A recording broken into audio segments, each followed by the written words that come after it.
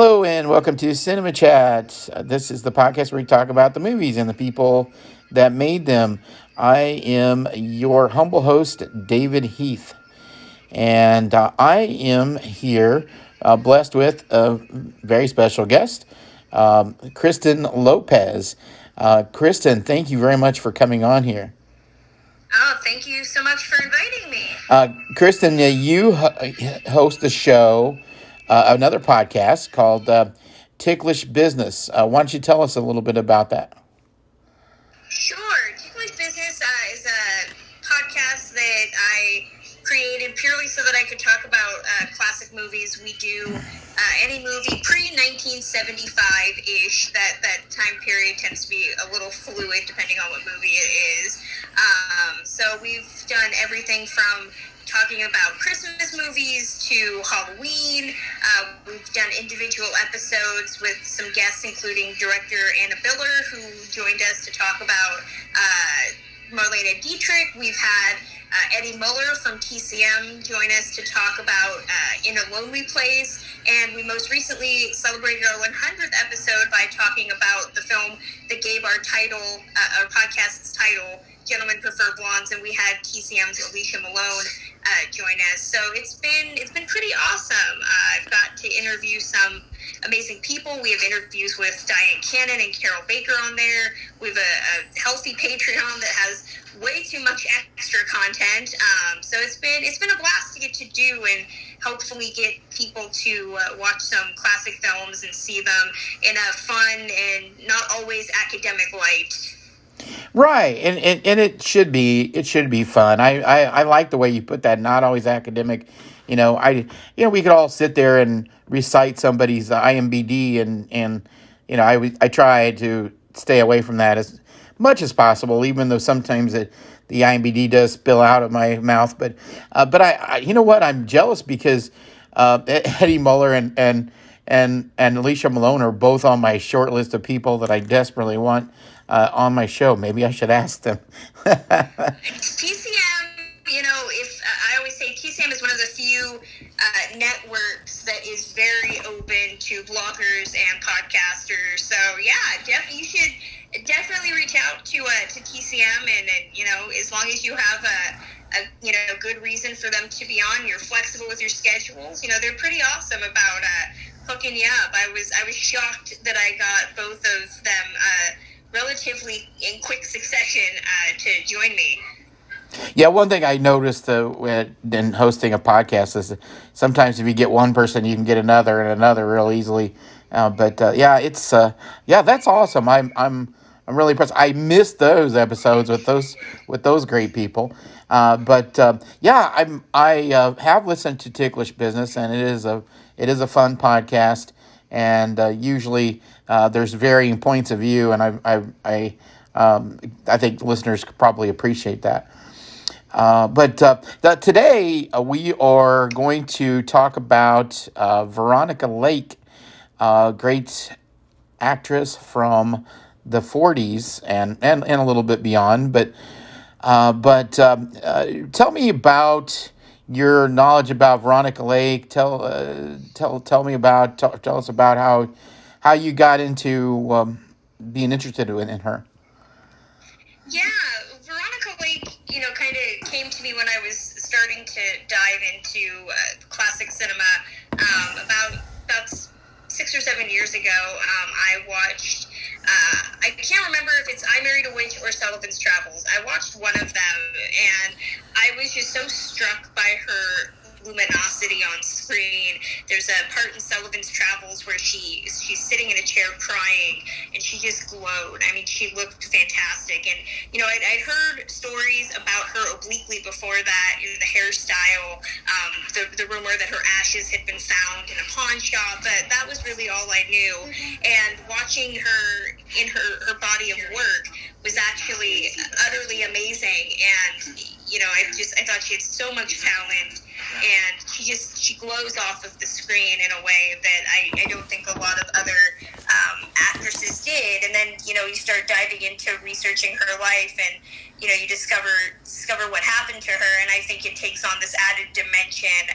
She was an actress that defined the era. She defined the 1940s, and yet she's often forgotten, and is not given her due as an actress, as a comedian, and as an influencer of film noir. Oh, absolutely, and I totally agree with you. It's really kind of frustrating. One of the reasons why I do this podcast is to shine light on those people from the past and keep their memories alive. And it's very frustrating when I mean, everybody. I mean, I've talked about. Bogart and Bacall, and I've talked about Jimmy Stewart, and I've talked about Marilyn, and I've talked about Jane Mansfield. I've talked about a lot of people that aren't forgotten, but Veronica Lake, for some reason, is one of those that just, she was kind of like the way Clara Bow was in the late 20s. She was like really kind of owned the not really owned the box office, but would you call her one of the three top actresses of that short period of time between in the early 40s? Would you say that?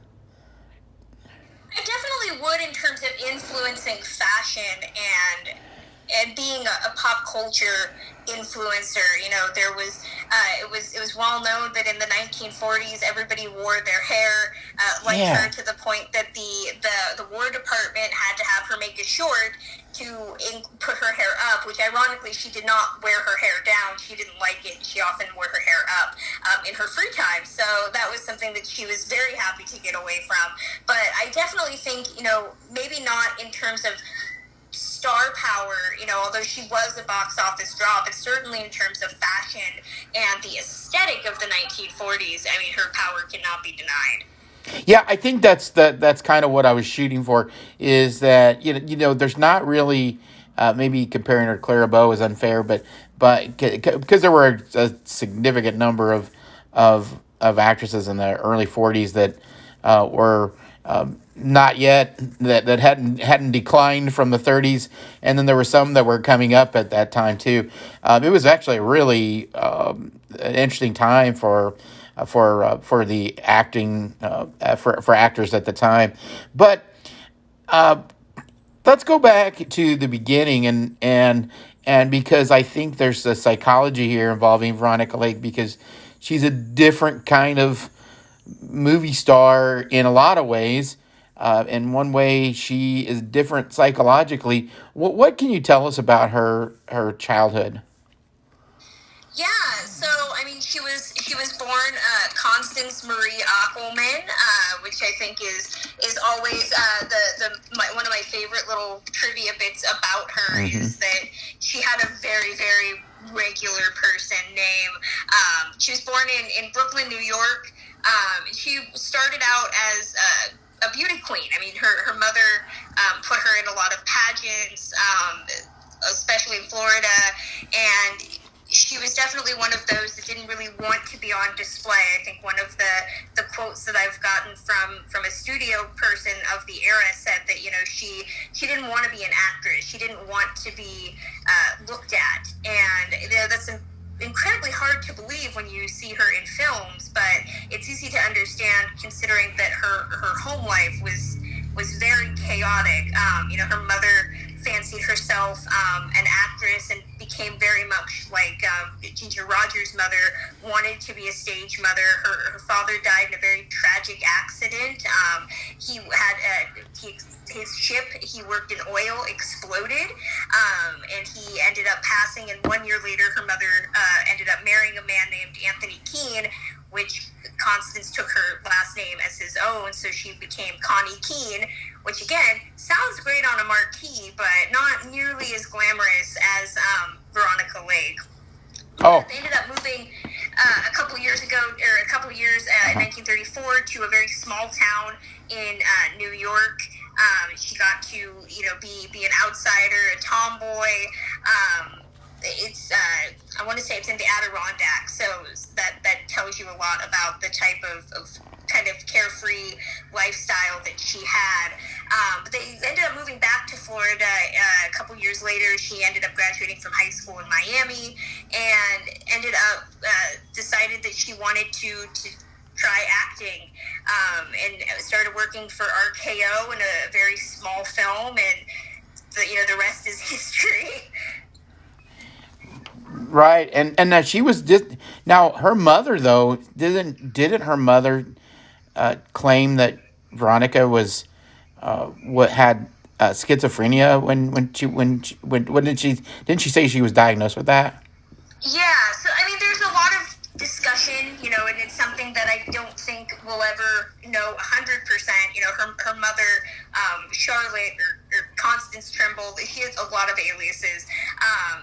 Would write a book in the 1970s. There's only been 2 Veronica biographies ever written. One of them is written by her mother.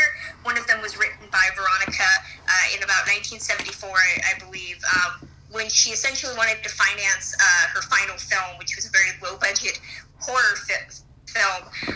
But in that book, in her mother's book that she wrote, she alleged that, yes, that Veronica was schizophrenic and suffered from a lot of issues and had this incredibly weird, borderline incestuous relationship with her father.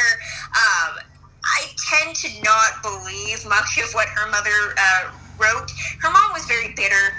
She was one of several Hollywood parents of the era that would end up suing her famous child for support payments, and she did that. She sued her daughter for money she was supposedly owed for cost of living, and which Veronica paid.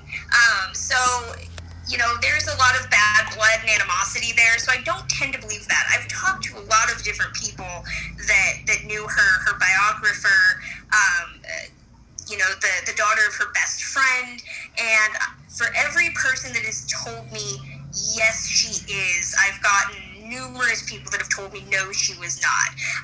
The people that say she was not schizophrenic say, did she drink?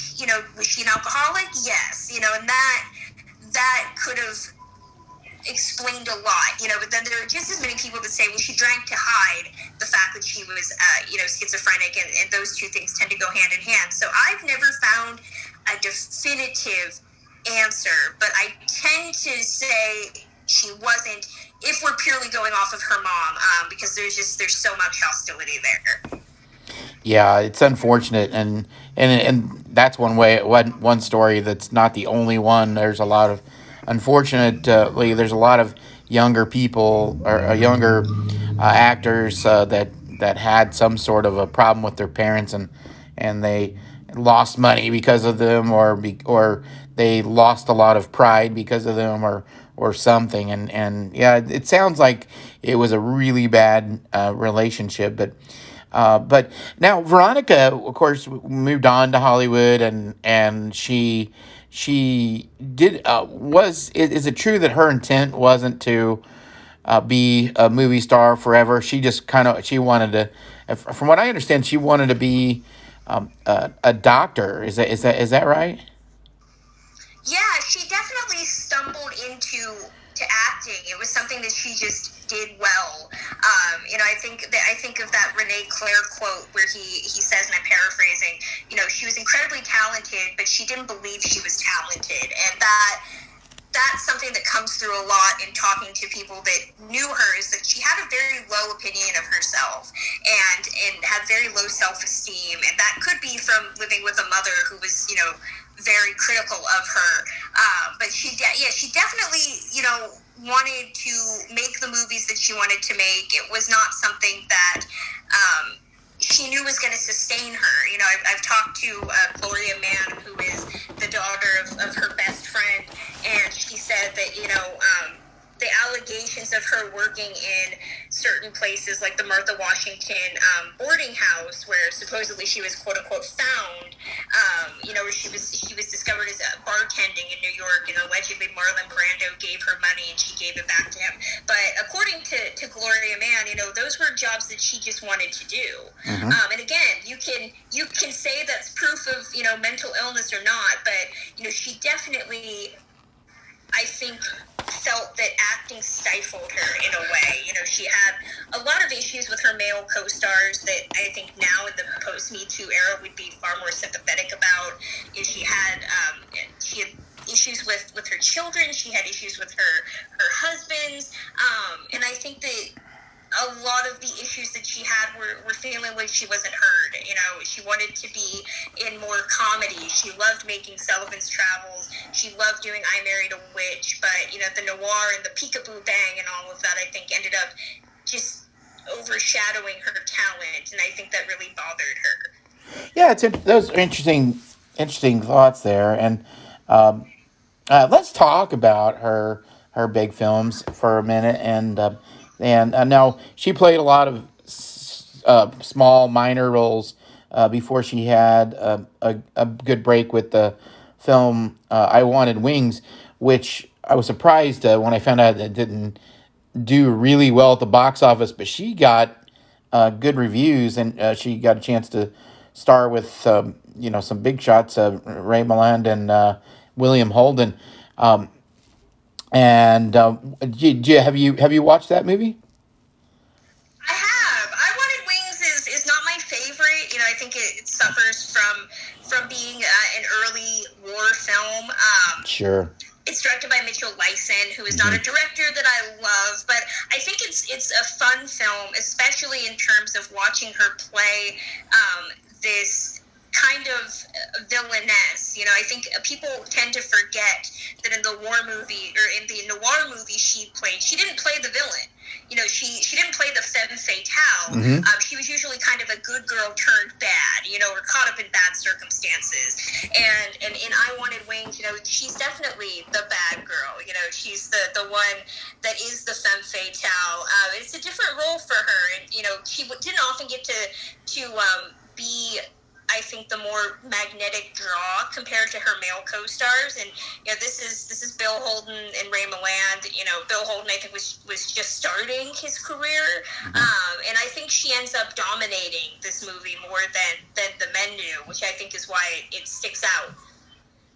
Yeah, I do agree with you on that. I think it's her movie, and I think that she does stick out, and of course, then she went on to have a really nice run, several movies right in a row that are thought of as classics. It was Sullivan's Travels, which, I mean, I think people could go on and talk or debate about which one of Veronica Lake's films were better or bigger or whatever.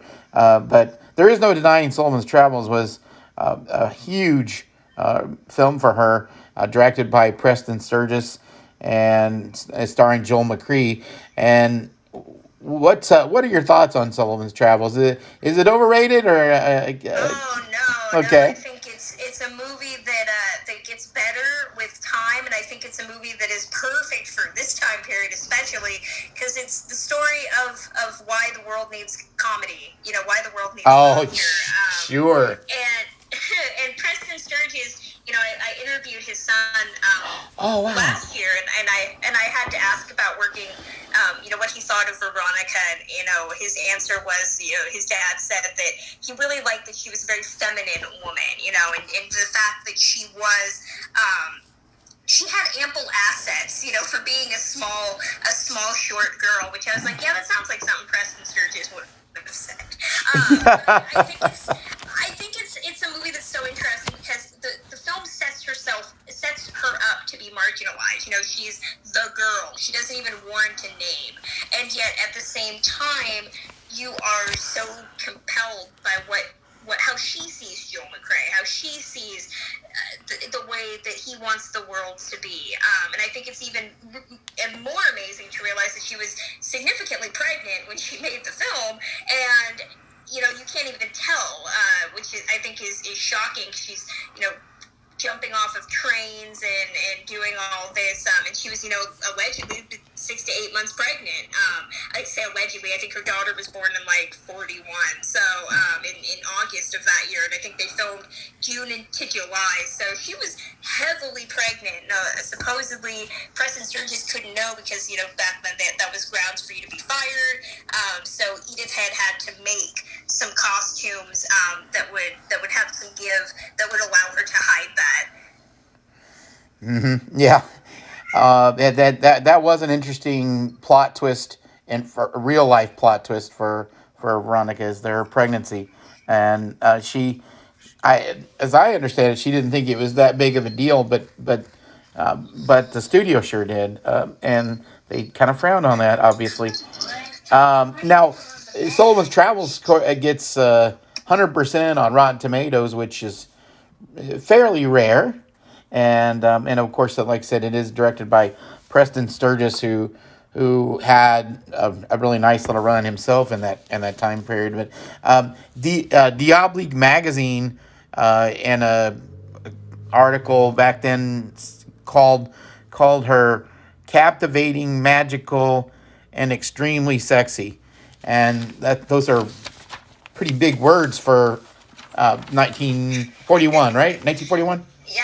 Yeah, and Yeah, and I think it holds true. I think compared to some of the other stars of the period, your Joan Crawfords and your Barbara Stanwicks. I mean, those were definitely women in the sense that they felt hardened, and I don't want to use that in a derogatory way, but they definitely felt like they often, they'd seen some stuff. Their characters often were women who had known trauma and had known heartbreak, and I think the fact that Veronica was not even 5 feet, with this long hair, I think that ended up making her come off like a perpetual girl woman, which again was not always the best, but I think that's what makes some of her best roles really shine, is that sense of fun and whimsy that comes from being a short girl and able to kind of pass for being younger than you are.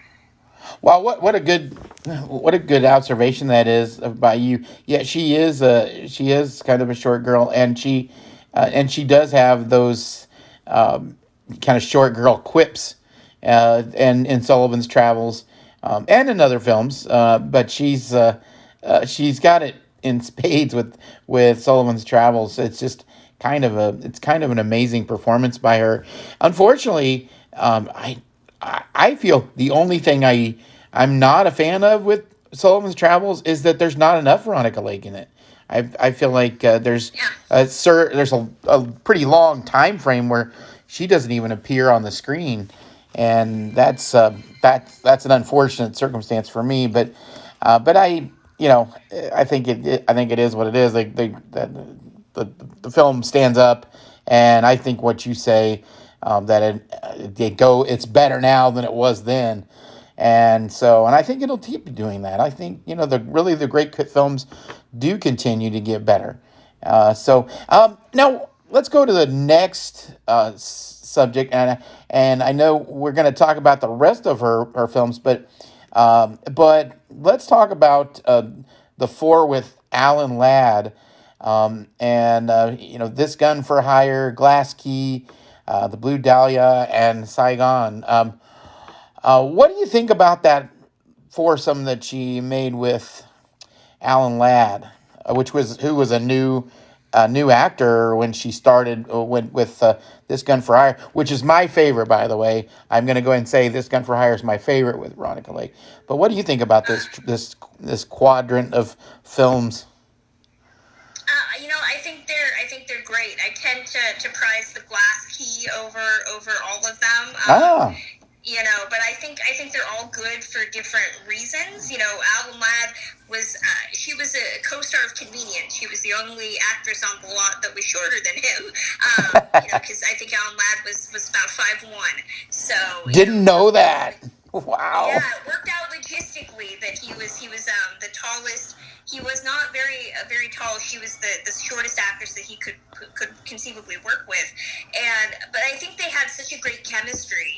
There's been rumors that they had an on-set relationship. I've talked to people that have said no, they were just really good friends. She maintains that they were just really good friends. So I think that came through in the films, that he was one of the few actors that did not have a horrible story about working with her after the fact. Joel McCrea and Friedrich March were very vocal about how much they disliked her. But Alan Ladd, was there, I think, during some very tough times. And, it comes through in the films. They have a natural rapport. They have some great chemistry.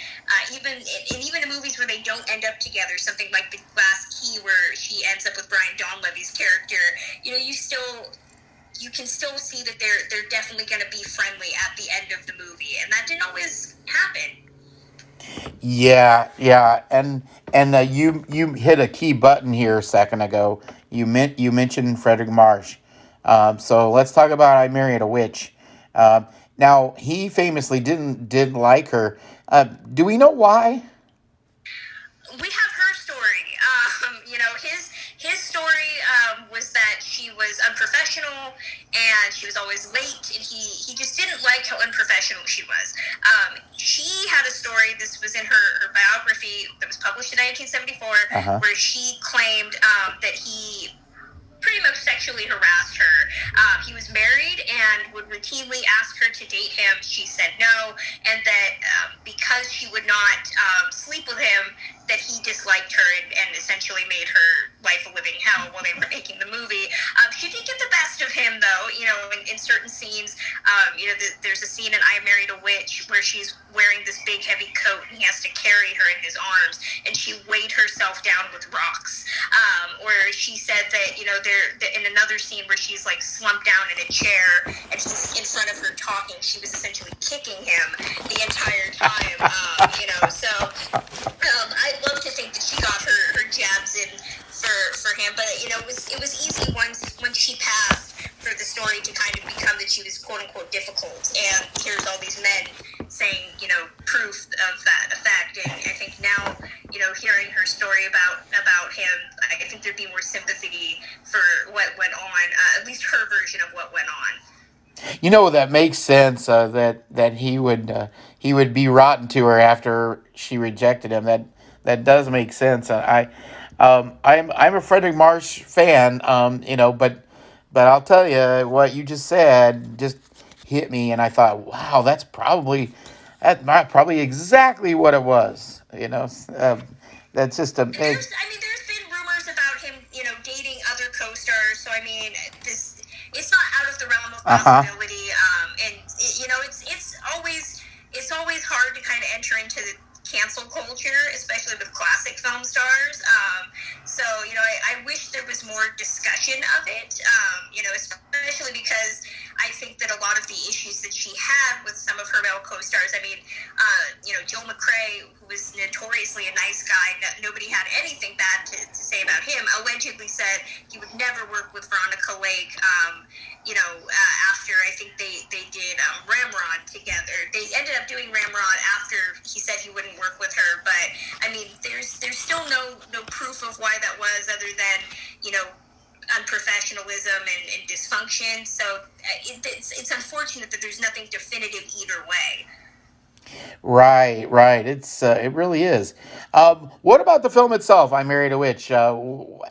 Where does that rank in your hierarchy of Veronica Lake films? How do you like it? It is my favorite. It is my favorite of all Ah, her movies. I watch it every Halloween. I think it's Renee Claire directed it, but it's often it was a project Preston Sturges was going to do, and he didn't have time, but he did help with the script a little bit, so it does feel like a Preston Sturges movie. But I think what I love about it is the sense of magic and fantasy that it blends with the reality of this New York setting taking place during this gubernatorial race between with Frederick March. And I love how it just embraces, these. She's a witch. We're not going to hide that. We're not going to make that a thing. She's very open about it. The creators of Bewitched, the television series, maintained for decades that they did not borrow the plot from this movie. And it's very sure. hard to believe. But I love it. I think it's so dazzling, and it's an embrace of fantasy in a way that only existed in the classic film era. I watch it alongside stuff like The Devil and Daniel Webster. Yes. Well, Hollywood doesn't copy off anything, right? I'm just kidding. Of course not. How dare you? That's funny. I believe that. Like I believe the sky is purple. Yeah, that's kind of funny. Well, I guess sometimes the sky is purple. Now I think about it. But anyway, now we go on with her career, and I want to talk in a minute about her love life. But let me talk about her career. Her The final parts of her career anyway. She her career obviously waned in the late 40s, and to the point where she really did nothing for quite a while, and then all of a sudden appeared in a film called Footsteps in the Snow. Have you ever seen that? Because not many people have.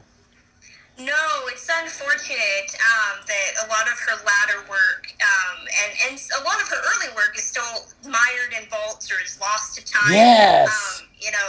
Unfortunately, Paramount, that was the home studio for a lot of her stuff, they don't really do a lot with their classic film output. It's very unfortunate.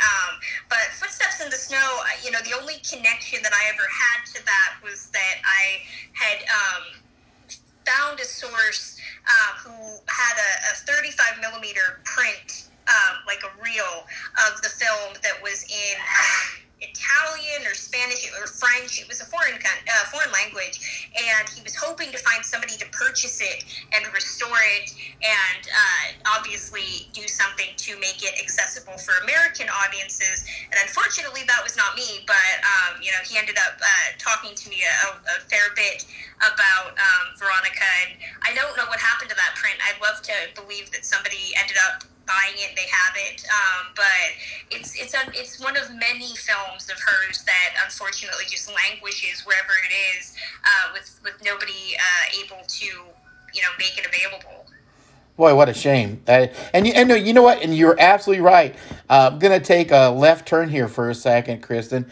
It bothers me to no end that you can turn on that stinking Paramount network on TV and on cable, and they'll play the same 12 movies over and over again. Paramount is quietly, possibly, I'm not sure. I mean, I haven't deducted it completely, but Paramount may quietly be my favorite studio from the old days. They have so many great films, it's just. I mean, obviously MGM is a great studio. Obviously Warner Brothers is a great studio, but Paramount was sitting there and they put, they had all this cavalcade of stars that they just kept producing movies over and over again. So many greats, and yet they just sit there and in somebody's vault or hidden in somebody's basement or it's like, why don't they put them on the Paramount network? Is it a copyright issue, or do they no longer own their old films, or do you know what's going on with that? Well, I mean, there's conjecture and there's fact. I think a lot of the studios, unfortunately, have become so amorphous and sold off so many of their things that it would not surprise me if some of the classic Paramount stuff was owned by another studio. Yeah. I know, Warner's owns certain RKO things and MGM stuff, and Disney we know owns Fox. Right. So I don't know who actually owns the Paramount vault. I would love to know that. I do know that the UCLA Film and Television Archive has several of her things on nitrate, which unfortunately you cannot see. Yeah. But they do have copies. But in terms of why at least the Paramount Network doesn't show their classic films, it's just really a lack of interest, from a commercial standpoint. Sure. The way they branded things, there's a belief that nobody's going to watch. I know that FX, which is a Fox station, does play their old films in the mornings before noon, and then they show the FX movies from noon on, and that's been a great way to kind of see some of the older Fox titles. I would love somebody to do that with Paramount, but I think it's unfortunately they ascribe to the belief that it's just not, there's not enough money in it for them, which is very unfortunate. Yeah, I mean, even two movies a week. It's like I'm going to tell you something. I don't know how you are with silent films, Kristen, but I often will look at social media forums, and I'll see people complaining on TCM pages that Why are they playing the silent movie again? It's like they play like what, two a week? Like they play a short film and a feature length film, buried on late on a Sunday night. And some people can't live with the fact that there's a couple of silent films on TCM. Well, get over it. Same thing with Paramount. It's like, hey, just how about just give us a bone? Just one every once in a while. Give us some access to it. But we've got the same. Like I said, if you look at if you just scroll through the schedule on Paramount, you'll see it's basically the same 10, 12 films.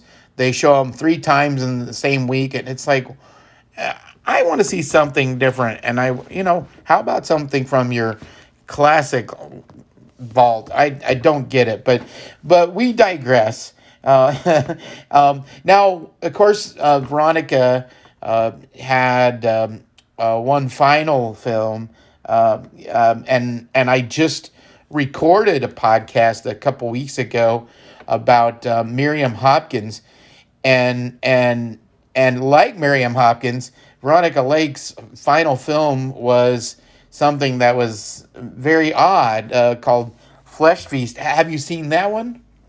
Flesh Feast is a film I know I have access to. It's popped up on YouTube. It's popped up on some Oh, streamer sites wow. a couple of times, and I'm not strong enough to watch it because I know what it took to get it made, and I know how she was obviously ill at that time, so it tends to be a hard film for me to kind of watch. So I've never sat through it yet. I have seen clips, but I know that was a film that she wanted to make with her good friend Yanka Mon, and she ended up writing her memoirs in 1974 so that they could essentially finance making this low-budget movie, because she thought that, she'd seen how some of the big stars like Betty Davis and Joan Crawford had success with what we know as the hagsploitation films, Mm-hmm. and she thought that, this would help. This would obviously be in the vein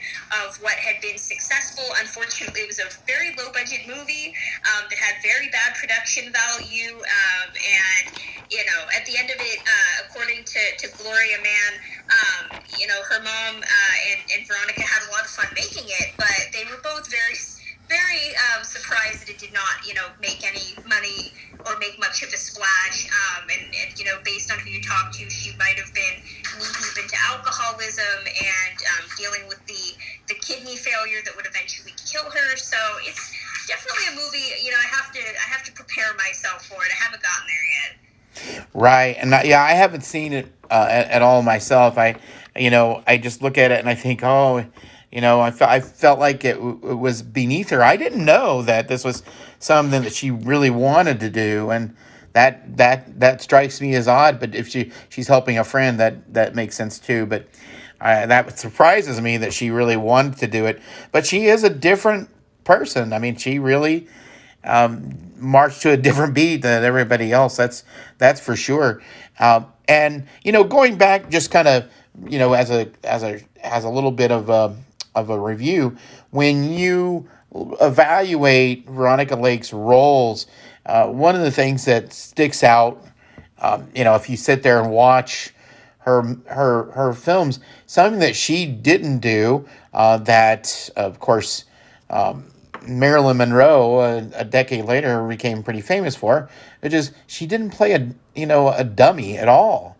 She always played that smart, kind of, she always ready to unload a line on somebody, and that's something that I really admire about her roles.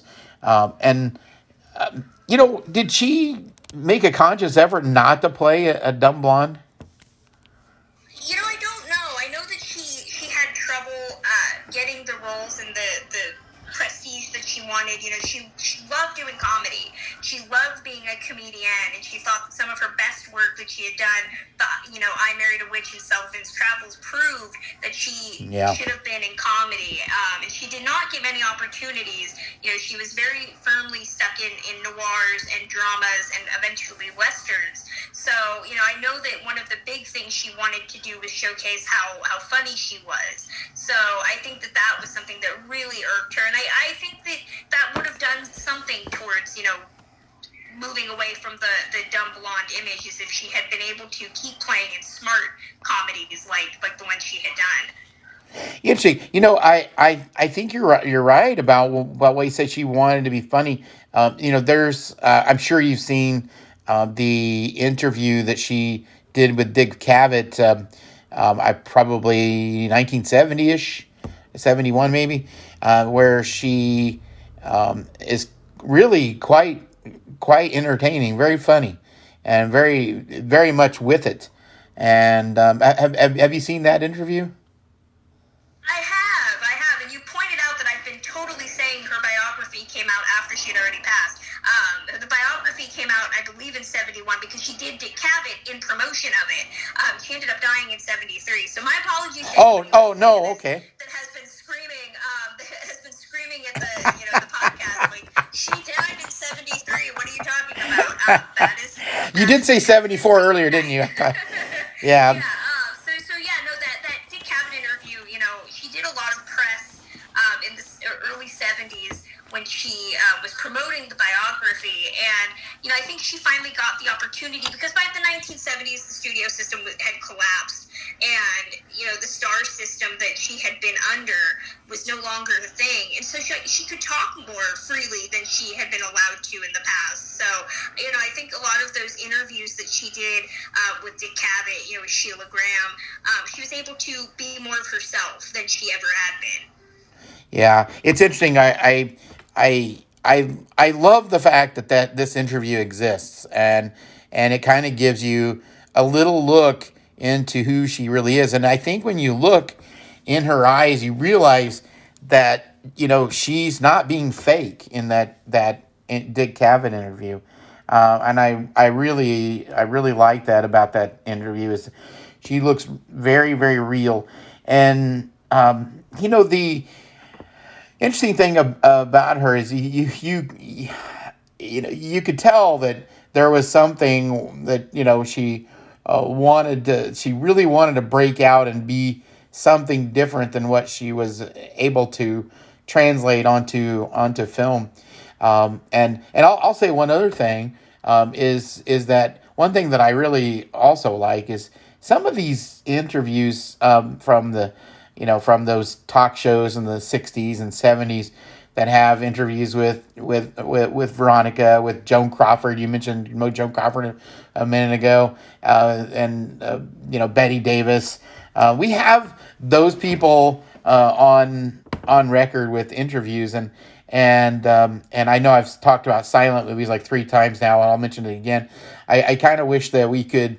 There's certain people that died in the '30s and '40s and '50s that didn't really ever appear on television, and boy, it sure would be nice to have 7-minute interview with them and just to see them where they're not in a role. It'd be interesting to see. But what do we know about Veronica, who was married 3 times, and unlike some stars, she was married longer than a year to each of them. But they were still relatively short marriages.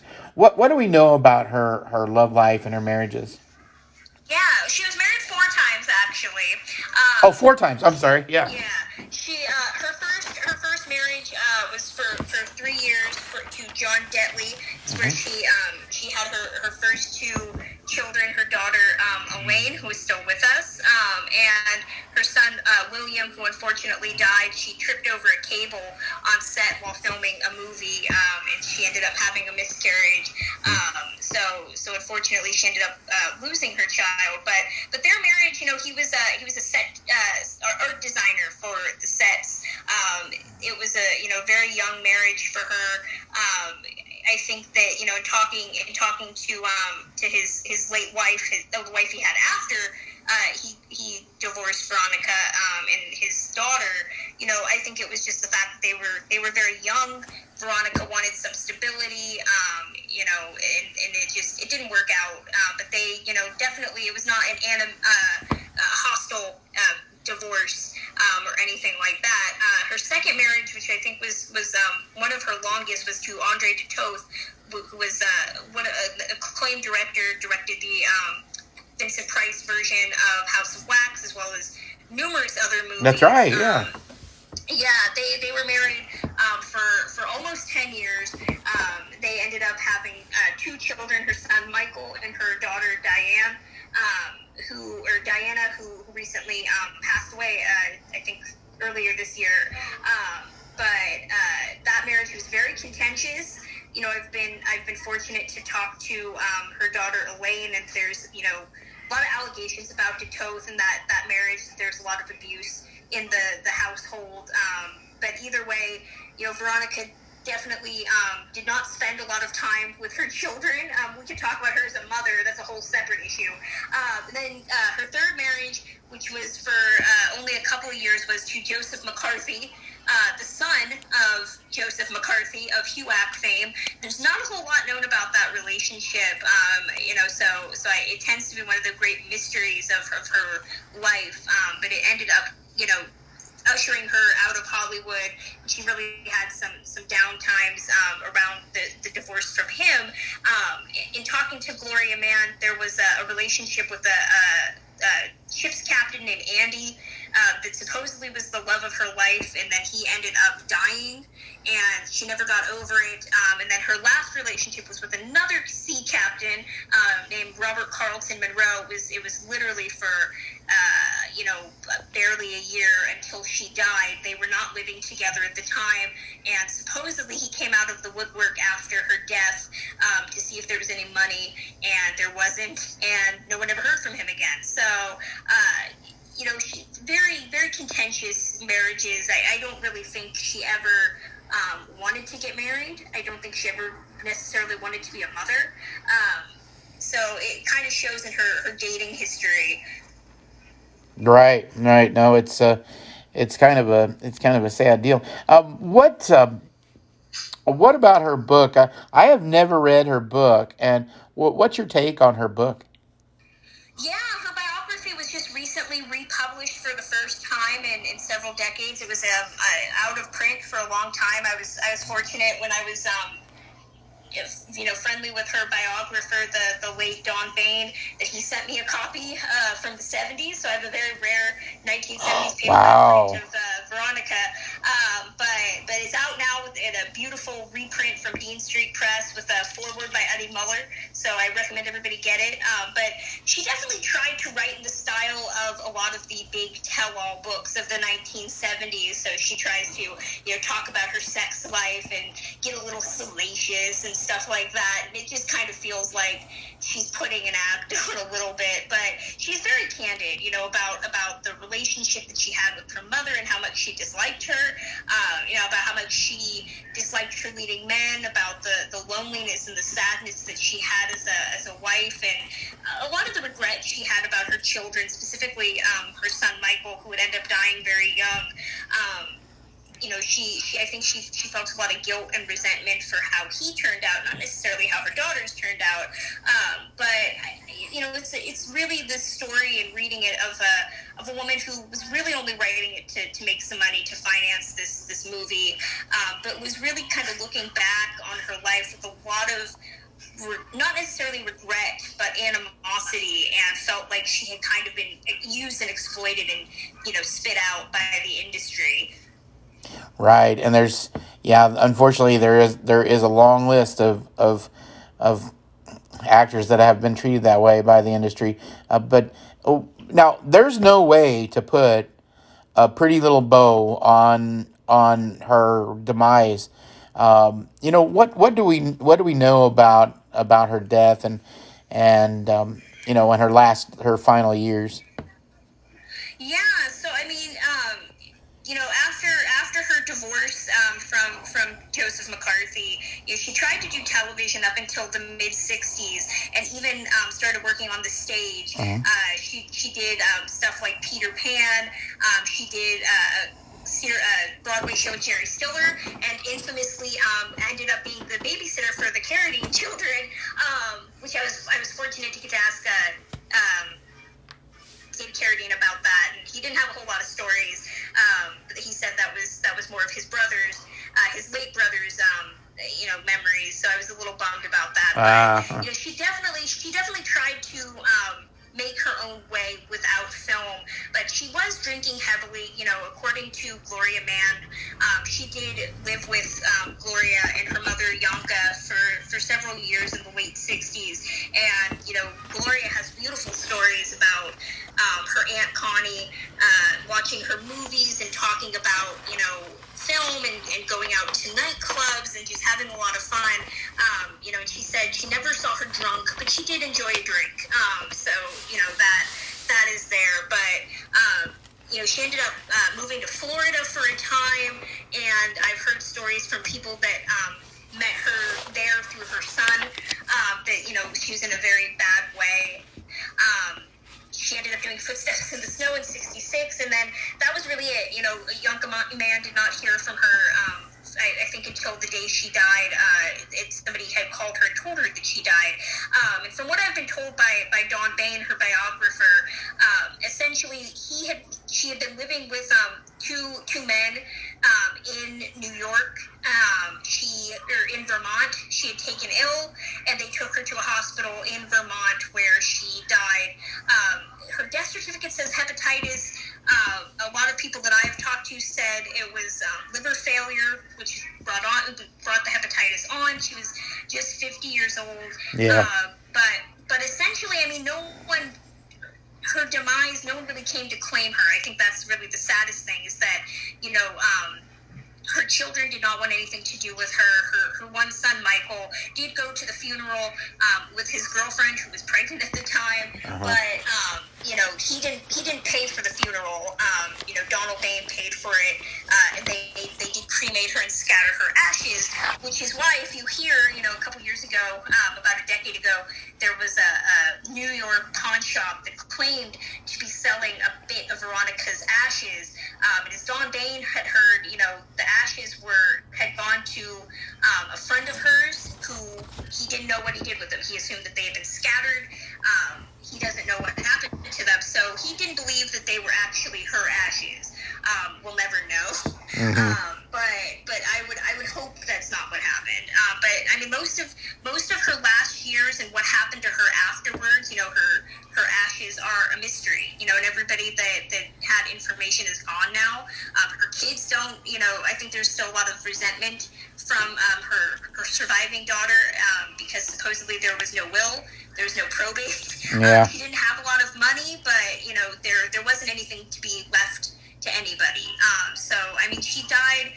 She died the equivalent of penniless, I think, is the saddest element. Yeah, it's just so terrible. Yeah, it really is. It is terrible.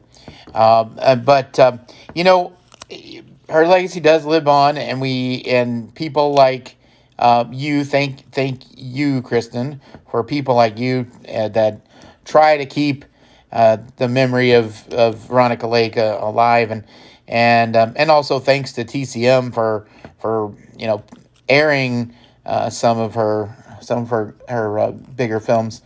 And I of course, I've talked about TCM many times on this podcast, but I really appreciate you coming on here, Kristen, and talking a lot about Veronica Lake. I found out, I didn't know this, but I found out you were on Good Morning America recently. Yeah. Is that accessible on YouTube now, or? I believe it's still on their website. Oh, on the website? If you go to search for it, if you don't know, unfortunately, Quibi, the streaming service, ended up failing this year, and I got to go on and talk about it, and it was interesting that you do like a 10-minute interview, and they use maybe a 30-second segment. Oh, yeah. But it was pretty cool to do. Yeah, I do know what you mean. I know. I've talked with people that have been on TCM before, and they have these time restrictions, and they're thinking, I talked for 20 minutes, but there's only about 4 minutes of it on there. It's like, oh, The joys of television production. yeah, it's not really the fault of anybody. It's just they gotta move along. That's just it. But well, we Kristen, you're a pleasure to talk with. I'm so glad. I want to say thank you to our mutual friend April Vivier, who put me in touch with you. Really, almost literally at the last minute. I was slated to talk with April about this, and she said, "Hey, you know what? I want you to talk to my friend Kristen. She knows all about it." And as it turns out, I've heard your podcast on numerous occasions, and I listened to one of the Christmas ones recently. As a matter of fact, I apologize. It's not coming to me right off. Kristen. We've done several, so it would not surprise me if you don't remember. We did like all of them in a very quick succession. Kristen, I'll tell you what. I've recorded 200 podcasts, or almost 200 podcasts, I should say, and I've probably listened to 2,000 about films, and and Yep. and they all blend. They just. It's very easy to do. I mean, some of the episodes we record just tend to feel like we've already talked about something. So no, it happens. Yeah, they just blend. It's absolutely hysterical. Well, so everybody check out the podcast that Kristen Lopez, and she's got. You usually have a guest, and you have co-hosts, and it's just a really fun podcast to listen to, and it brings you. Like I said, one of the things I like about your podcast is you have different perspectives.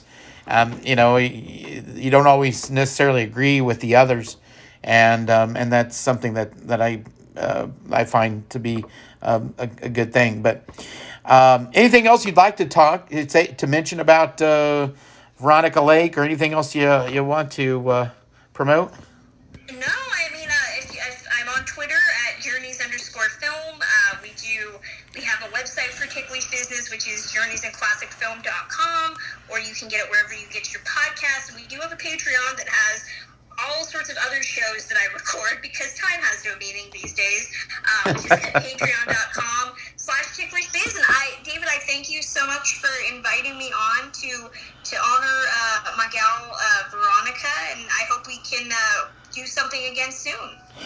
That was what I was going to put you on the spot and ask you to do that, but since you're offering, you'll come at hopefully you'll come at me with a subject that's near and dear to your heart as well. Another subject that's near and dear to your heart, and I cover literally every decade on this podcast.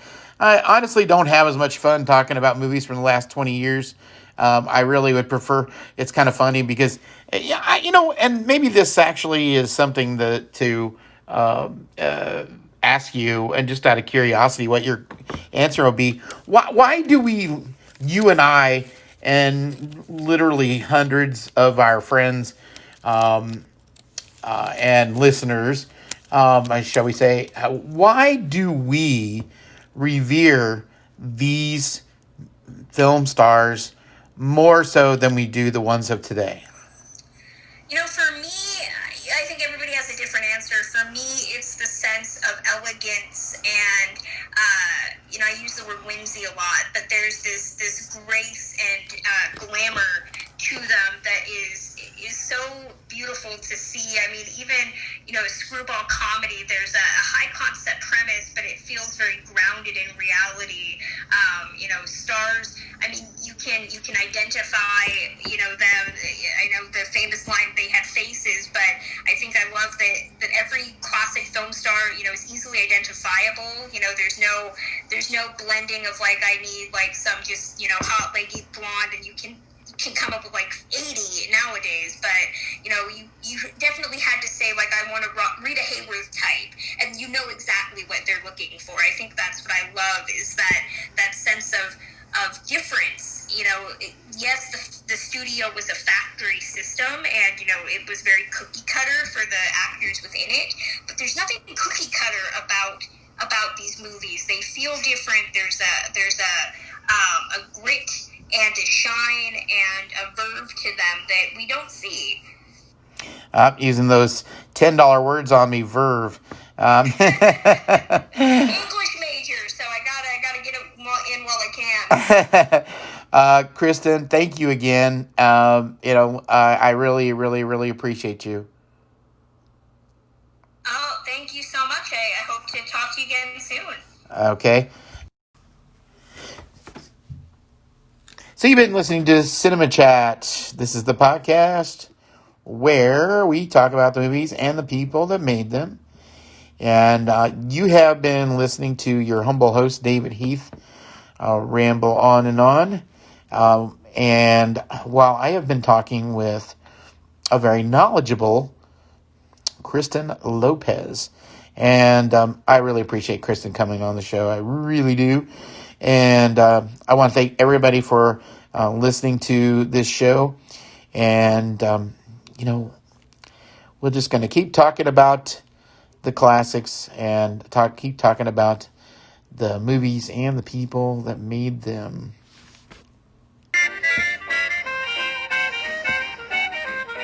Have you ever seen the love light in a lady's eyes, and then suddenly watch it vanish away?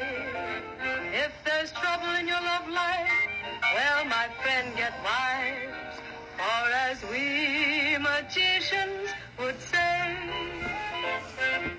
now you see it, now you don't. It goes hocus pocus alakazam.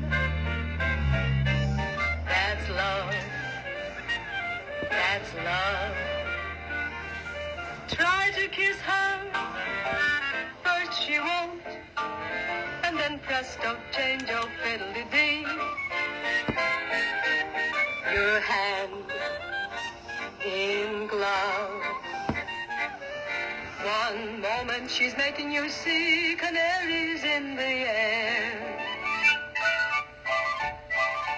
Next moment, instead of her heart, the ace of spades is there.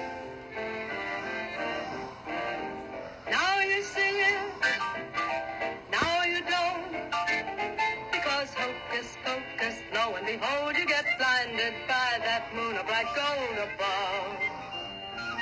That's love. Now you see it, now you don't, because hocus pocus, lo and behold, you get blinded by that moon of bright gold above.